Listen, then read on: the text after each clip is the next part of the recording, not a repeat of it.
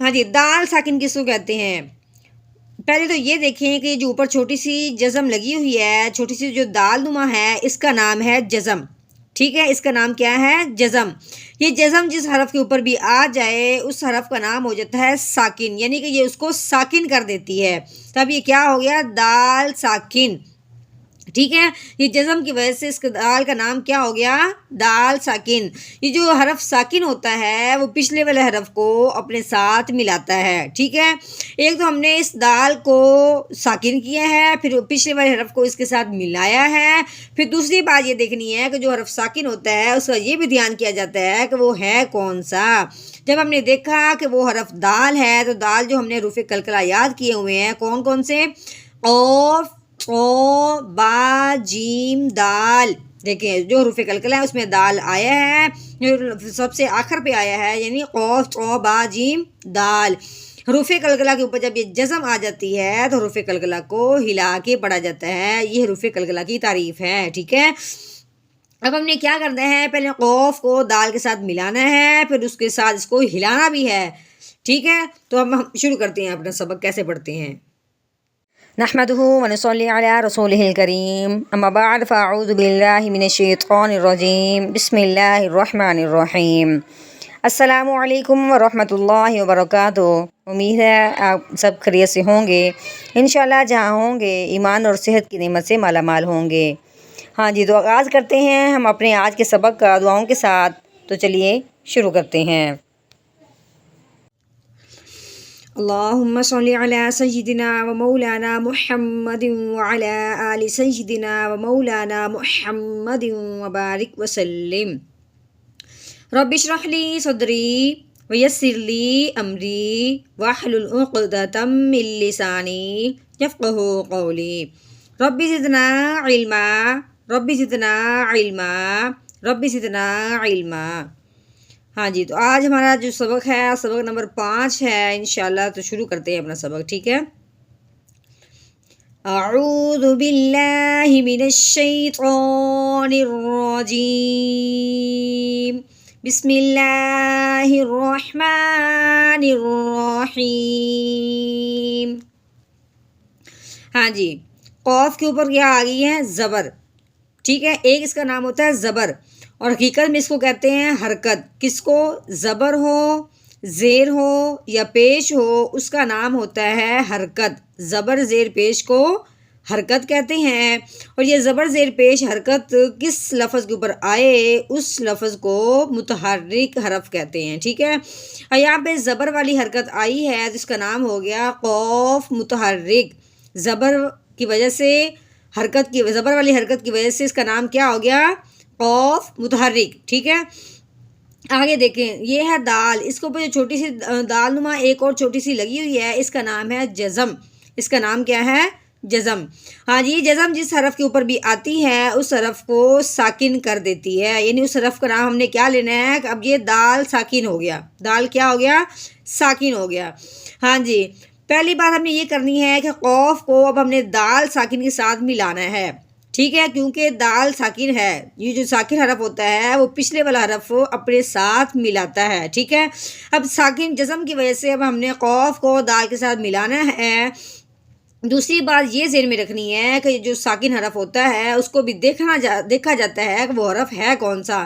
ٹھیک ہے، اب یہاں پہ جب ہم نے دیکھا ہے ساکن حرف دال ہے، جو ہم نے حروف قلقلہ یاد کیے ہوئے تھے، حروف قلقلہ میں سے دال بھی آتا ہے۔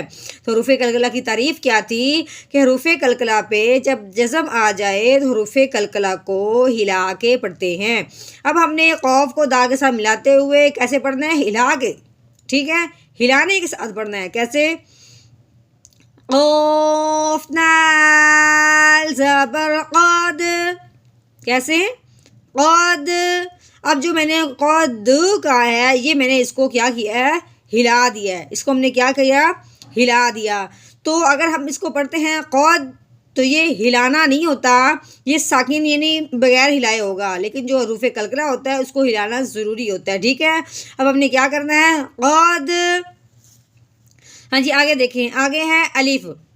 ٹھیک ہے، دیکھنے میں یہ کیا نظر آ رہی ہے؟ الف۔ تو الف کے اوپر جب زبر یا زیر یا پیش آ جائے یا الف کے اوپر جزم آ جائے تو اس الف کو حمزہ کہتے ہیں۔ اس الف کو کیا کہتے ہیں؟ حمزہ کہتے ہیں، ٹھیک ہے۔ اب اس الف کو اب ہم نے فا ساکن کے ساتھ ملانا ہے، کیوں کہ فا کے اوپر کیا آگے جزم۔ ہاں یہ بھی میں نے بتایا تھا کہ جزم جس حرف کے اوپر آ جاتی ہے اس حرف کو ساکن کر دیتی ہے۔ اب یہ کیا ہے؟ فا ساکن۔ ہاں جی، جو حرف ساکن ہوتا ہے وہ پچھلے والے حرف کو اپنے ساتھ ملاتا ہے۔ اب ہم نے حمزہ کو فا کے ساتھ ملانا ہے، ٹھیک ہے۔ تو کیسے پڑھیں گے؟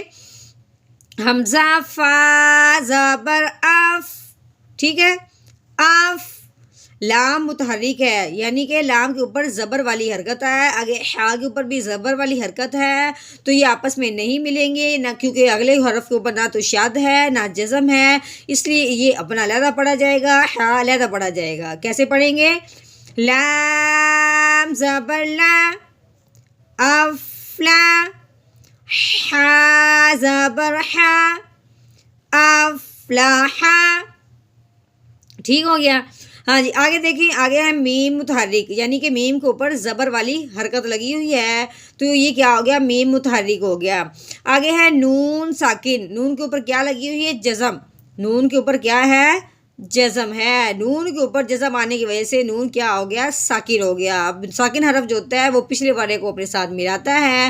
اب ہم نے میم کو نون ساکن کے ساتھ ملانا ہے، ٹھیک ہے۔ دوسری بات یہ ذہن میں رکھنی ہے، اس میں دھیان رکھنا ہے کہ نون ساکن جو ہوتا ہے اس پہ گنا کرنا ہے یا نہیں کرنا، اس کا دھیان آگے کرنا پڑتا ہے۔ آگے ہم نے دیکھنا ہے کہ آگے کوئی حروف ہلکی میں سے کوئی حرف آیا ہے یا نہیں۔ اگر حروف ہلکی میں سے کوئی حرف آ جائے تو پھر ہم نے نون ساکن میں گنا نہیں کرنا، اگر حروف ہلکی میں سے کوئی حرف نہ آئے پھر ہم نے گنا کرنا ہے، ٹھیک ہے۔ اب جو زا ہے یہ حروف ہلکی میں سے نہیں ہے، ٹھیک ہے، جو ہم نے حروف ہلکی یاد کیے ہوئے ہیں اس میں یہ زا نہیں ہے، تو اس لیے ہم نے کیا کرنا ہے؟ نون ساکن پہ اخفا کا گنا کرنا ہے۔ کون سا؟ اخفا کا۔ کیسے پڑھیں گے؟ میم نون زبر ماؤ، ٹھیک ہے، ماؤ۔ آگے اب ہم نے زا متحرک ہے کیونکہ زا کے اوپر زبر والی حرکت لگی ہوئی ہے، زا کو اب ہم نے کاف کے ساتھ ملانا ہے، کیوں کہ کاف مشدد ہے۔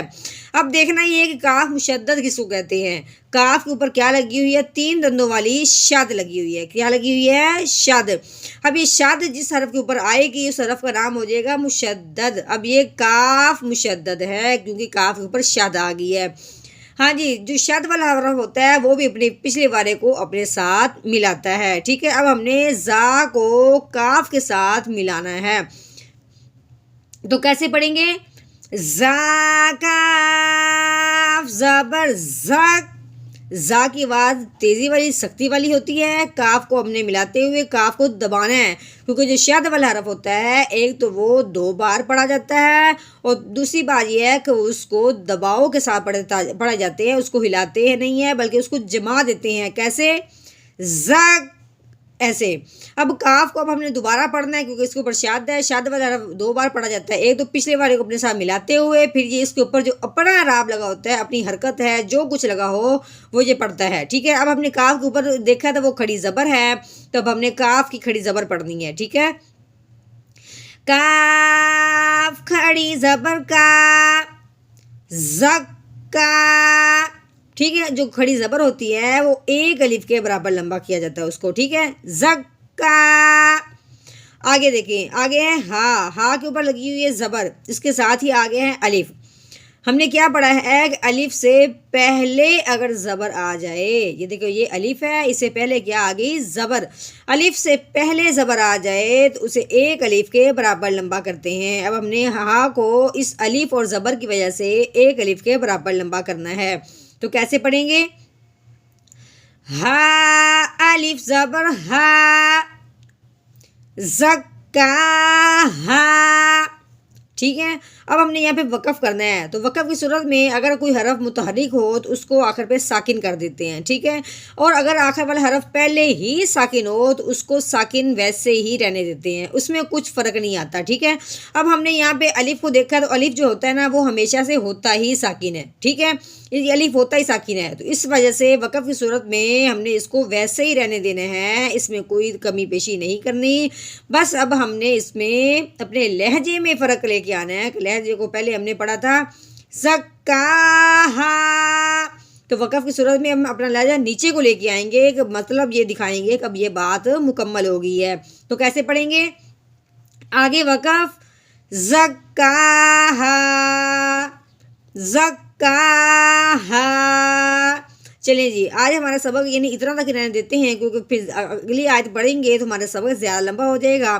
تو چلیے شروع کرتے ہیں اپنا روانگی کے ساتھ. ٹھیک ہے. اعوذ باللہ بسم اللہ کو کیسے پڑھنا ہے, اسے دوبارہ جو ہم نے پڑھنا ہے اس سے ہم نے اپنا لہجہ سیکھنا ہے. ٹھیک ہے. تو ہم نے اپنا لہجہ کیسے بنانا ہے, تو چلیے شروع کرتے ہیں. اعوذ باللہ من الشیطان الرجیم. سورۃ الشمس مکیہ. بسم اللہ الرحمن الرحیم. قد افلح من زکاہا